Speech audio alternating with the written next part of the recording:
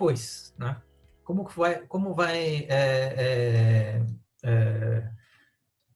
que a gente pode tratar, né, a questão de database freedom, né, que é um conceito criado pela AWS para ajudar os clientes dela a começar a se desvincular de algumas limitações, né?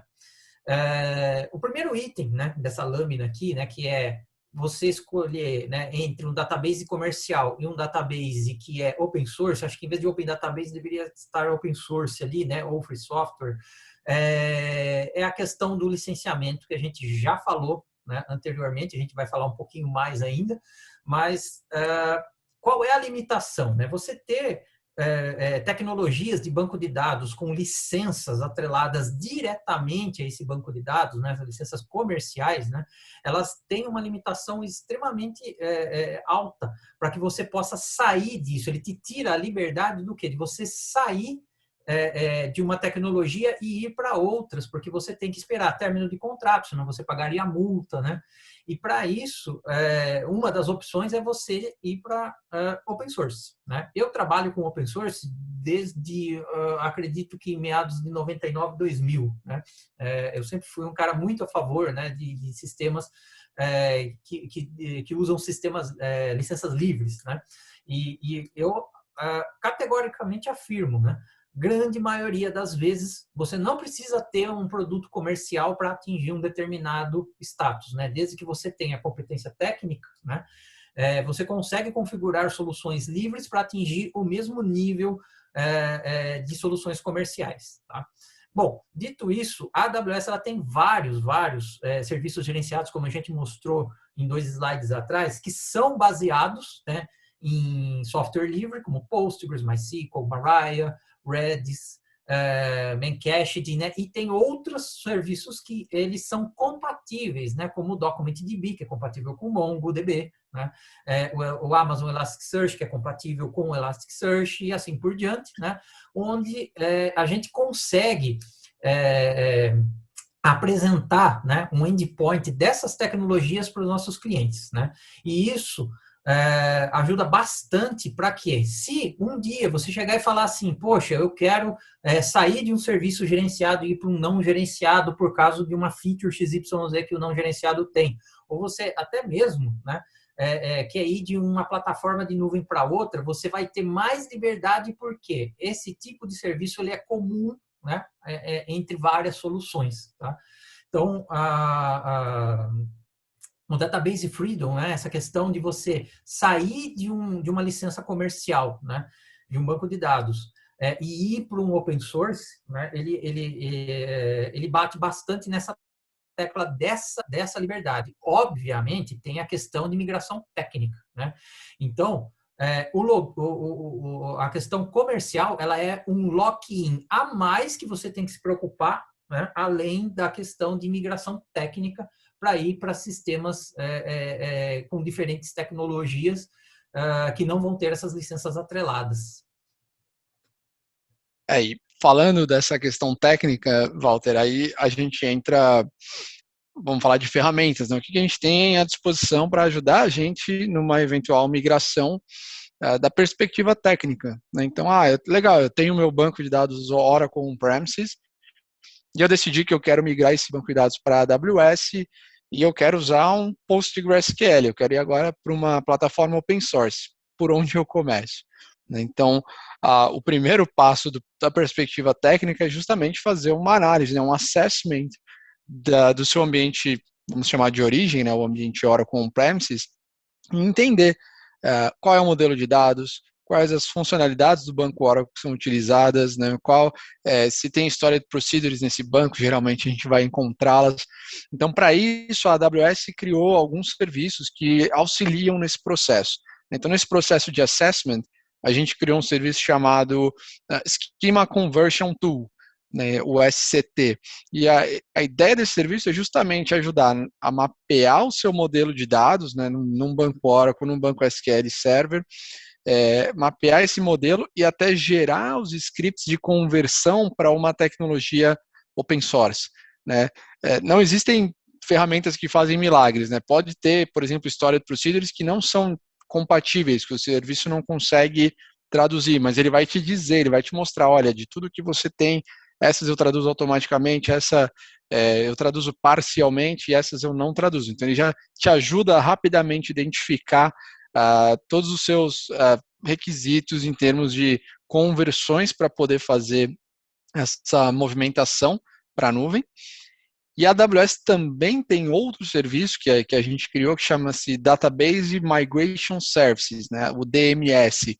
E a ideia aqui é justamente a execução da migração, ou seja, legal, eu mapeei os meus modelos, criei, né, o esquema compatível na plataforma do Postgre e agora eu quero levar os dados. Como eu faço isso?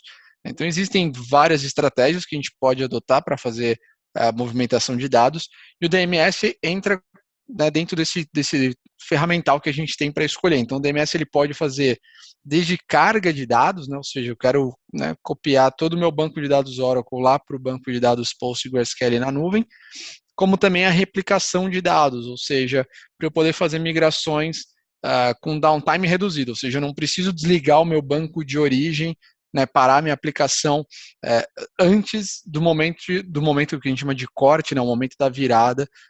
Então, eu levo os dados incrementais através de replicação, e aí eu faço uma virada no final, aí sim, com parada de aplicação. E o DMS, inclusive, ele vem se expandindo, então, não trabalhando mais somente com bancos relacionais, mas, por exemplo, eu também consigo fazer com ele uma migração de MongoDB para DocumentDB, né? Então, ele tem até, a gente está fazendo uma expansão do serviço para outros serviços de bancos de dados também. Muito legal, Murilo.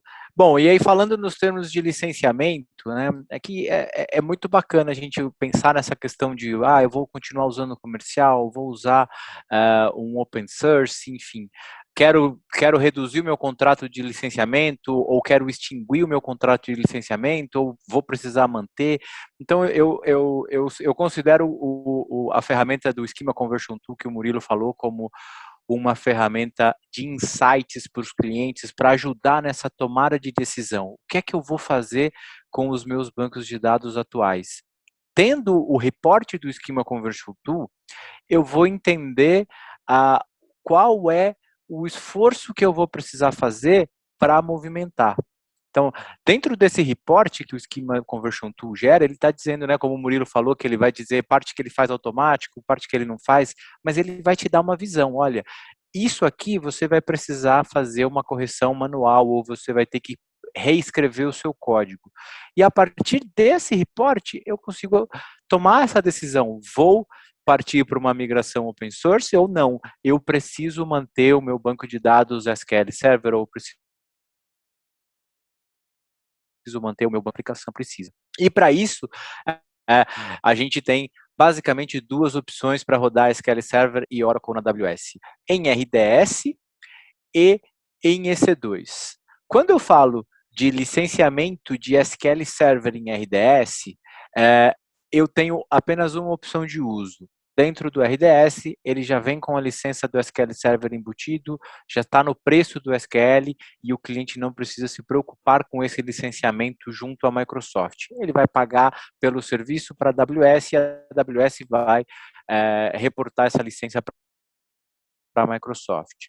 Olhando na perspectiva de Oracle, aí eu tenho a opção de licença incluída para a versão standard, e para as versões Standard e Enterprise, o cliente pode fazer a opção de Bring Your Own License, que nada mais é do que trazer a licença existente que esse cliente já tem da Oracle para rodar dentro de RDS. Quando eu falo de EC2, né, aí o EC2 em SQL Server, eu tenho as duas opções. Eu posso usar a licença incluída da AWS em EC2, ou eu posso fazer o Bring Your Own License, e aí depende de alguns termos, tem algumas particularidades de licenciamento que o time da Nexus com certeza vai poder auxiliar vocês nessa tomada de decisão. E no Oracle em EC2, necessariamente o cliente vai, não existe a opção de licença incluída para Oracle em EC2. Boa, João. Obrigado. Database Freedom, Vou até me apropriar aqui do slogan da AWS agora. Liberte-se para economizar, crescer e inovar. Cara, basicamente isso daí já define o Database Freedom, né? É basicamente um programa da AWS para incentivar o cliente na substituição do modelo de licenças limitantes ou proprietárias, né? Através de um partner, no caso a Nexus, a trocar por tecnologias open source. Um exemplo é o MySQL ou Postgres, né? O licenciamento hoje, a gente sabe que licenciamento de tecnologias como Oracle ou o próprio SQL Server da Microsoft são licenças caras que a gente tem um sufoco para conseguir controlar isso. A questão de inspiração, de options que estamos usando para ver se está contemplado ou não no nosso licenciamento, e até um pouco engessada, né? Se a gente precisar fazer alguma troca ou alguma inclusão, é sempre mais complicado. Com essa troca de tecnologia aí que a AWS incentiva aí os clientes com essa substituição, a gente acaba ganhando bastante coisas, né? Entre elas é a redução de custos, obviamente com licenciamento, que é um custo muito elevado, a gente sabe que pesa bastante hoje em dia, né? Segundo ponto é aumento de desempenho. A gente tem bancos aí na AWS que superam 5, 10 vezes mais aí um banco de dados tradicional. Tem a parte de escalabilidade, que são, no caso aqui, entraria como Postgres, né? Ou MySQL dentro do Aurora, que seria o Aurora, que é o banco de dados desenvolvido pela própria AWS com compatibilidade com essas engines. Então, a gente já consegue matar bastante coisa aí com essa troca de licenciamento aí, né? Nesse ponto que a Nexus aí, nós como parceiros AWS aí entramos, né? Realizamos um estudo técnico do ambiente, fazemos uma análise completa, entendendo até a aderência, o nível de maturidade da aplicação, para tentar apoiar nossos clientes nessa importante tomada de decisão aí, né?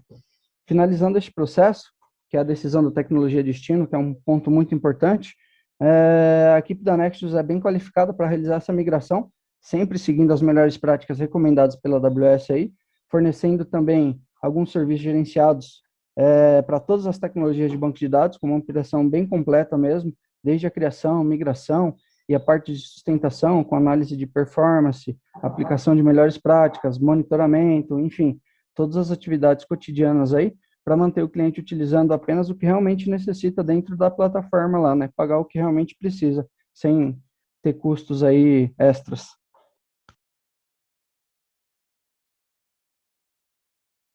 Perfeito, perfeito.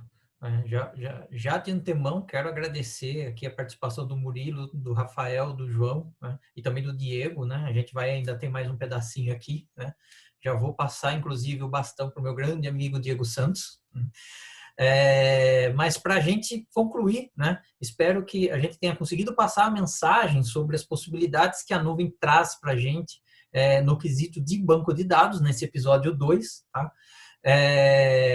Quero convidar o pessoal que não assistiu ou que não lembra algum detalhezinho, né, do episódio 1, conferir no YouTube da Nexus. O link vai estar em alguns slides, daqui a pouquinho vocês já vão ver, né? Hoje a gente fez o de banco de dados, né? Falamos bastante coisa, acho que foi uma discussão bastante rica, né? E quero fazer o convite para que em julho, né, sem uma data específica definida ainda, mas em julho e depois em setembro, respectivamente, a gente vai falar sobre modernização, né, num âmbito muito mais amplo, né, do que somente banco de dados. A gente falou um pouquinho de modernização hoje, né, e depois sobre DevOps, para a gente conseguir também levar a agilidade para outras partes da nuvem que não somente banco de dados. Diego, por favor, né? Agora o bastãozinho é seu novamente. Muito bom, Walter, João, Murilo, Moraes. Tem um lado muito rico que eu queria compartilhar com vocês, antes de avançar para os próximos slides, é que participar aqui com vocês me faz adquirir um conhecimento tão interessante que a gente no dia a dia acaba perdendo por ter tanta informação, tanta tecnologia, tudo evolui muito rápido. Então, quando a gente se prepara para um evento como esse, as nossas reuniões internas, para que a gente possa estruturar com carinho todo esse conteúdo, eu me sinto muito honrado por estar aqui e aprender com vocês. Então, primeiramente, mais uma vez, obrigado por transferir todo esse conhecimento de vocês. Me sinto um ignorante no bom sentido em estar ao lado de feras como vocês e acho que as pessoas que estão aqui com a gente certamente se aproveitam muito disso. Fica uma série de dúvidas, eu não tenho dúvida, porque é um conhecimento muito profundo e é para isso que nós estamos aqui, justamente para tirar todas essas dúvidas que certamente não serão somente hoje, mas ficaremos à disposição também para próximas questões. Bom, avançando aqui, um ponto importante que eu queria trazer sobre a Nexus. A Nexus é um parceiro estratégico da AWS no Brasil. Nós estamos hoje presentes nacionalmente, então temos 4 escritórios com presença em locais bem específicos e estratégicos no Brasil. E pode até soar esquisito isso, no sentido de hoje estamos todos em casa, as empresas estão cada vez mais remotas. Será que realmente há necessidade de escritórios em regionais muito específicas? E a resposta é: isso traz uma proximidade muito grande de quem mora na região, com os desafios daquela região, e também uma proximidade muito grande com as empresas. Então, estrategicamente falando, isso é muito bom para a transformação digital, de acordo com as necessidades específicas de cada região e de cada perfil de cliente. Isso para a gente traz um norte muito importante, a gente tem isso há muito tempo, e é um sucesso diante do resultado que a gente consegue com os nossos clientes.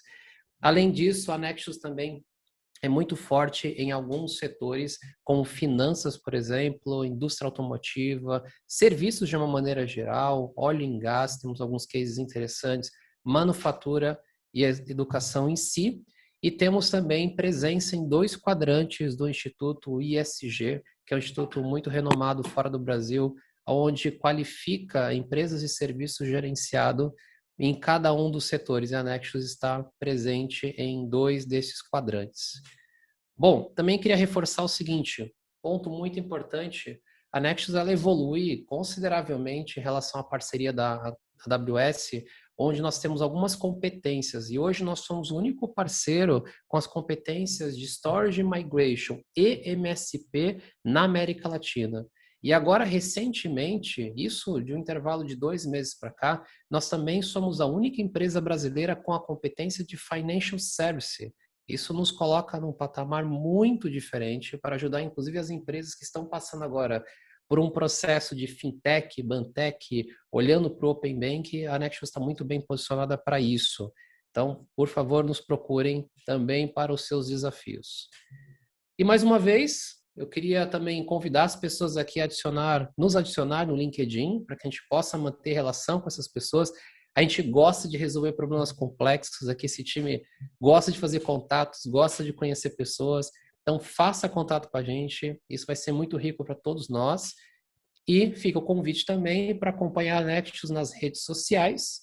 A gente vai fazer agora, obviamente, aqui um Q&A, algumas perguntas e respostas, caso alguém não tenha. Eu tenho uma série de perguntas que eu gostaria de fazer aqui, então já fiquem à vontade caso queiram trazer alguma pergunta no chat. Se não, eu já trago aqui a primeira pergunta para vocês. Deixa eu ver se tem alguma coisa aqui no chat. Só um minuto. Lilian, temos alguma coisa aqui? Pode seguir, Diego. Maravilha. Então é o seguinte, eu queria fazer uma primeira pergunta para o Walter. Walter, vocês falaram muito sobre transformação. Mas se eu estiver começando meu negócio, ou for um ambiente totalmente novo, o que eu preciso pensar a respeito? Bom, tivemos até um case recente, né, há um ano mais ou menos atrás, né, em que o ambiente estava nascendo, né, era um ambiente que estava sendo criado de microserviços com base no monolito on-premises, né? Então, teve uma virada, uma guinada bastante grande, né? E falando especificamente até de banco de dados nesse caso, o que aconteceu? Os bancos de dados originais eram Oracle, né? Onde você tinha múltiplas aplicações usando o mesmo banco, né? Ou seja, era um banco compartilhado. E quando a gente começou a montar a arquitetura junto ao cliente, a gente trabalhou junto com ele, definiu primeiro algumas tecnologias, né? A gente chegou e combinou algumas jogadas com eles, né? Para saber como que os dados deveriam ser armazenados. E com base nessa brincadeira que a gente fez no começo, né?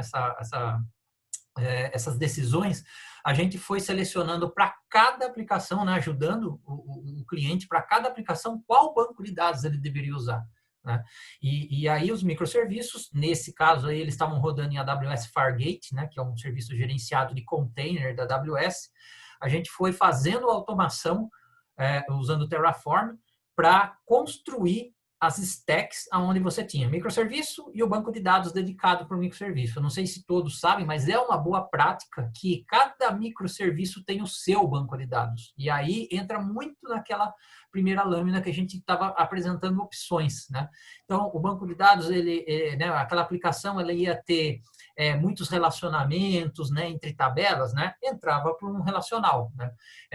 Ele era uma coisa mais de dados semi-estruturado, ia para um document, né? E assim por diante, né? Conforme a banda tocasse, a gente ia selecionando 1 ou 2 bancos de dados ali por microserviço, né? Então, é totalmente possível, quando você não tem nada, você analisar, fazer algumas análises, né, com base no que se espera da aplicação fazer, né, quantidade de requisições ou o tipo de dados que ela vai tratar, e a gente pré-selecionar um banco de dados.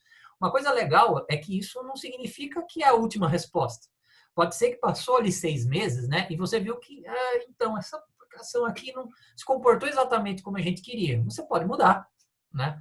Porque todas essas tecnologias, né, você pode criar um POC para testar com outros, né, usar os serviços que o Murilo bem colocou agora há pouco para fazer a migração dos dados num ambiente controlado, ver se aquele comportamento muda, né, e uma vez que você testou, você fazer a transformação dentro do próprio ambiente e a aplicação passar a usar outra tecnologia.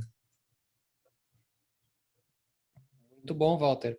O que me remete a pensar o seguinte: quando você pensa em trocar tecnologias em cloud dentro da cloud, você, num primeiro momento, tem mais facilidade de fazer isso. Mas não tira a importância de você fazer uma boa análise prévia para que você já comece o mais correto possível e evitar dores de cabeça futuras. Exato. Não existe nenhum sistema de TI bem feito sem uma boa análise, né? Impossível, né? A gente chegar hoje com o número de opções, né, que a gente tem, de chegar num bom suficiente, tá? Né? Você pode... Planejamento é chave, né, Walter? Exato. Você pode dar um tiro no pé muito grande de selecionar a tecnologia errado por achismo ou favoritismo, né? Você tem que analisar. Eu concordo com você e já vou conectar aqui uma segunda pergunta que eu acho importante pegar o Moraes, que está hoje muito próximo dos nossos projetos aqui na Nexus. Moraes, eu queria te perguntar o seguinte: quais os tipos de análises que a Nexus realiza para migração e operação de banco de dados? Justamente para conectar o que estávamos falando. Show, Diego. Hoje aqui na Nexus a gente realiza 2 tipos de migração, né?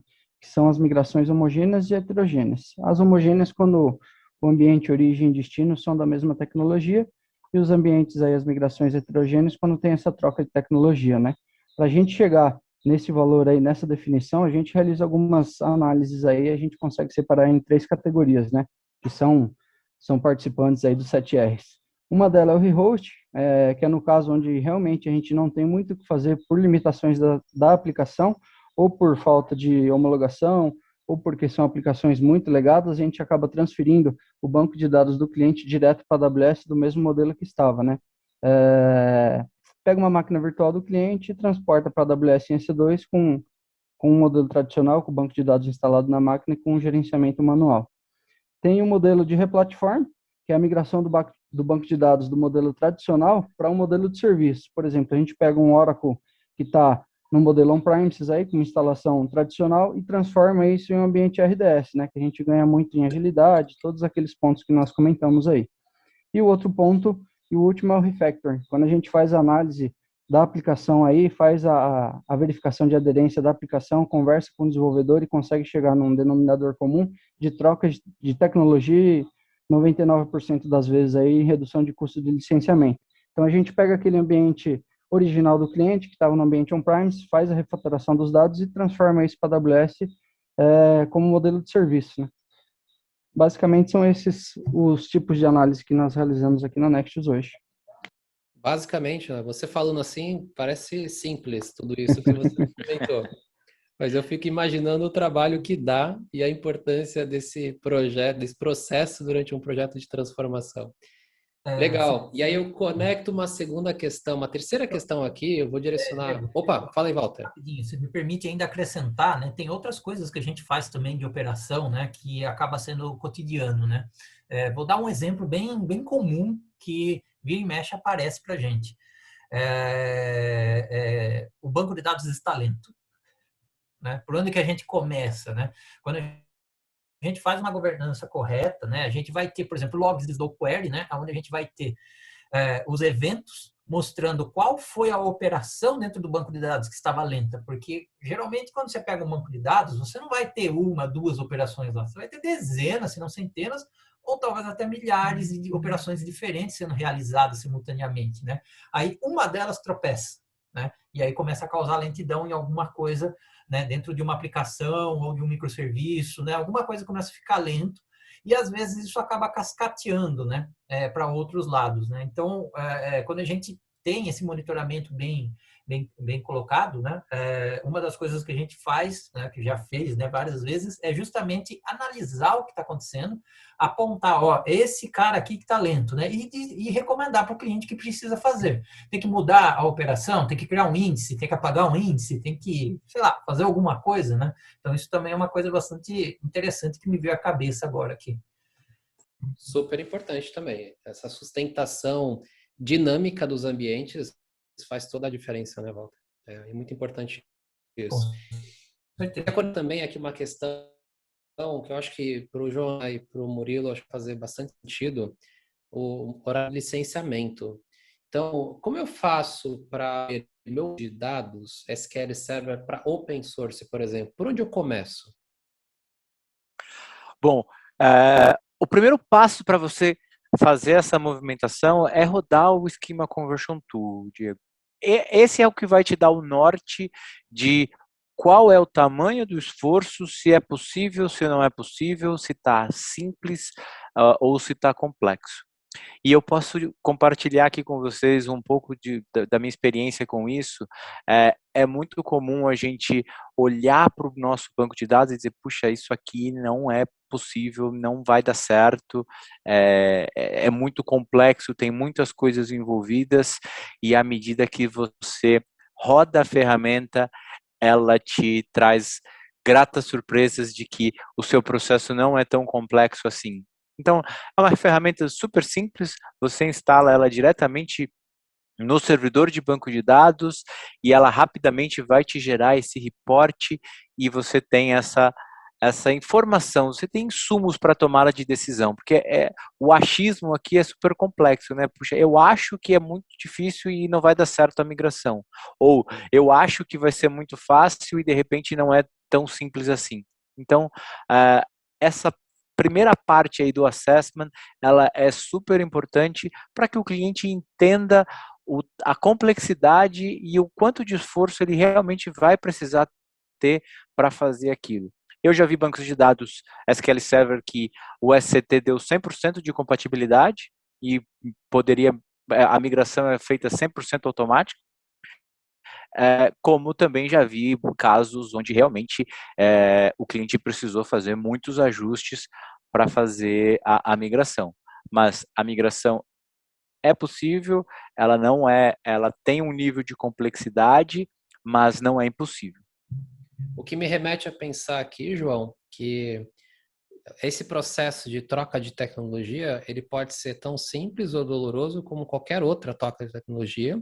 É super importante você usar uma ferramenta como essa e descobrir se é o seu caso ou não. E mesmo que você descubra que é doloroso trocar, aí existe uma outra análise para ver se é compensatória a troca. A escolha trade-off. A gente precisa analisar esse tipo de coisa a todo momento. Cara, trade-off é uma palavra excelente aí para descrever isso, porque eu tendo um insumo, eu vou tomar minha decisão, eu vou fazer um re-architecture da minha aplicação como um todo, e eu vou manter isso da maneira que está até que eu consiga reconstruir essa aplicação, eu vou gastar esforço para fazer os ajustes necessários, ou eu não preciso fazer nenhum tipo de ajuste, é só mudar uma simples mudança de apontamento. Então, cara, com insumos é muito mais fácil tomar de decisão, concorda? Então, esse é o principal ponto aí quando a gente fala de migração heterogênea de banco de dados.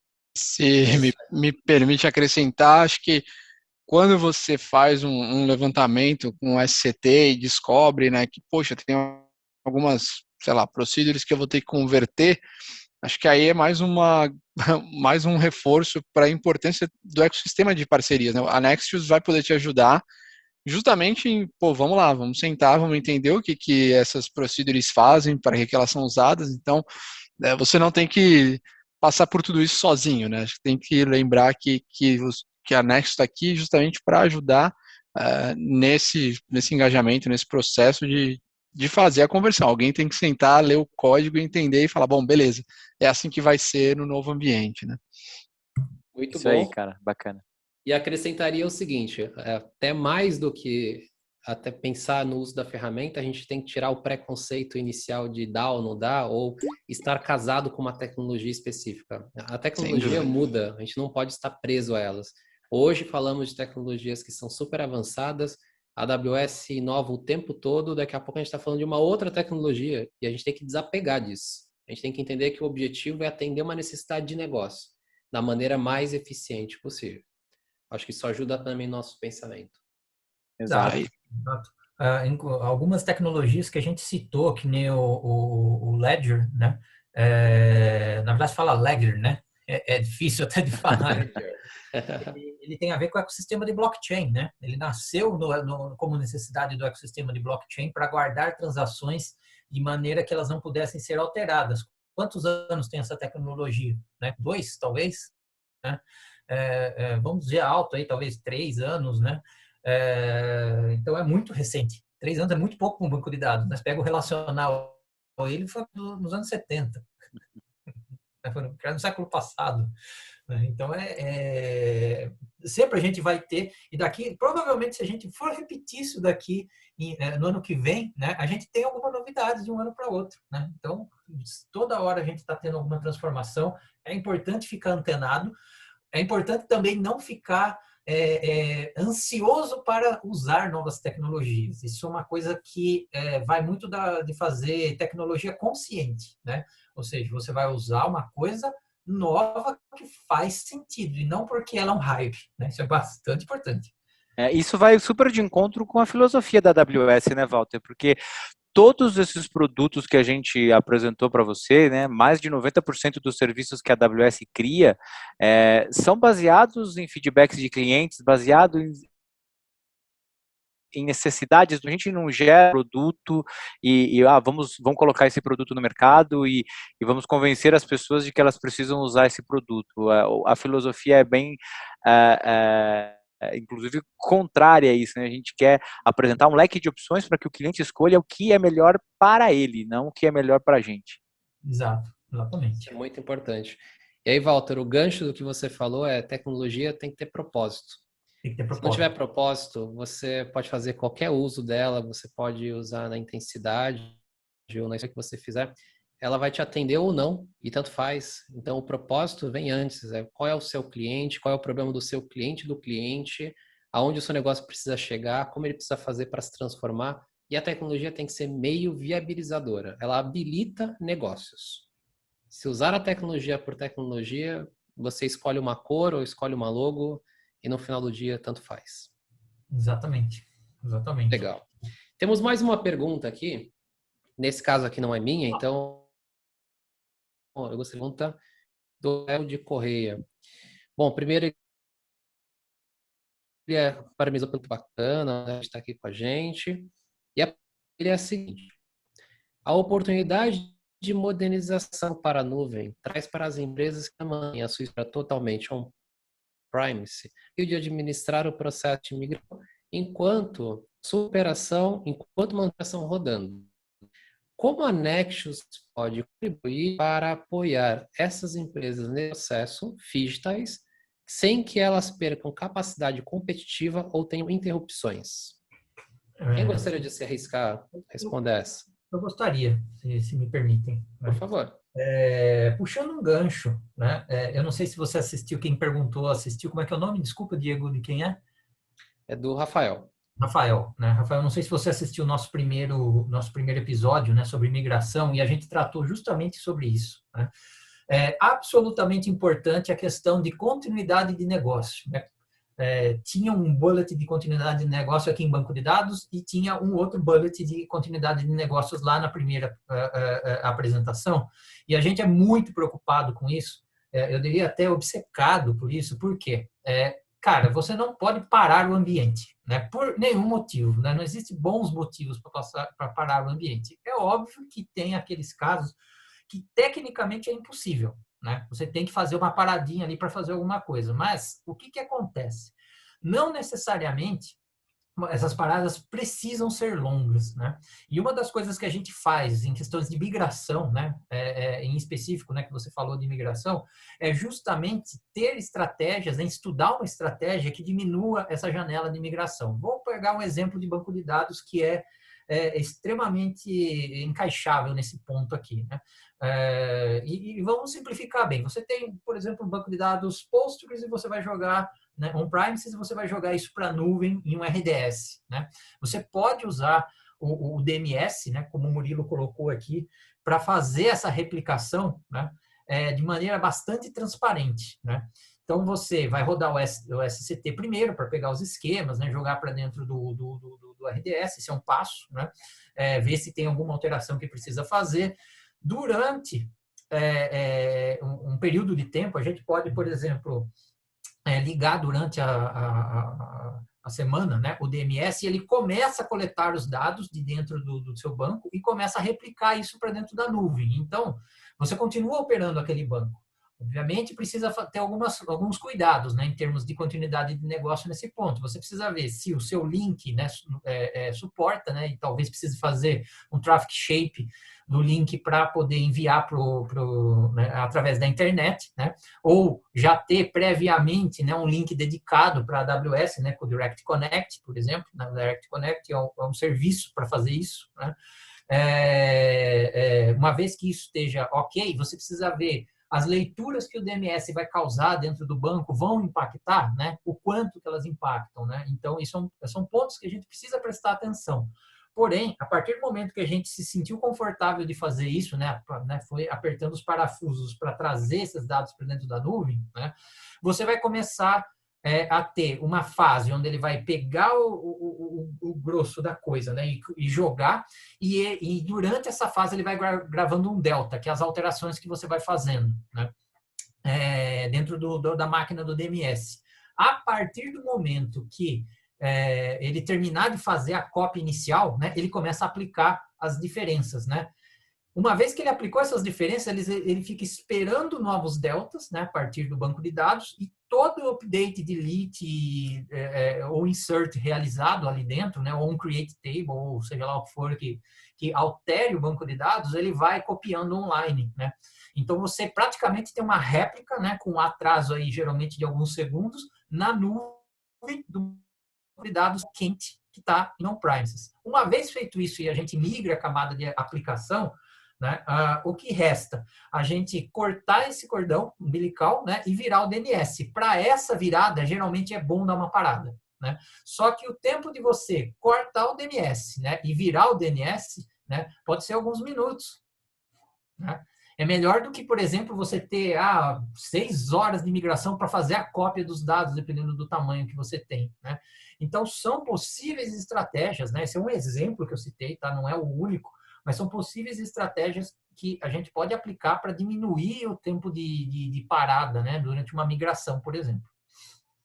Muito bom. Um ponto aí, né, Walter? Hoje a gente tem bancos, né, gigantescos, de teras e teras de informação. Então, se a gente for pensar numa estratégia somente de backup e restore, a gente teria aí clientes ficando fora dias. Então, com certeza essas ferramentas apoiam para reduzir esse tempo de downtime e fazer essa migração mais transparente possível para os clientes.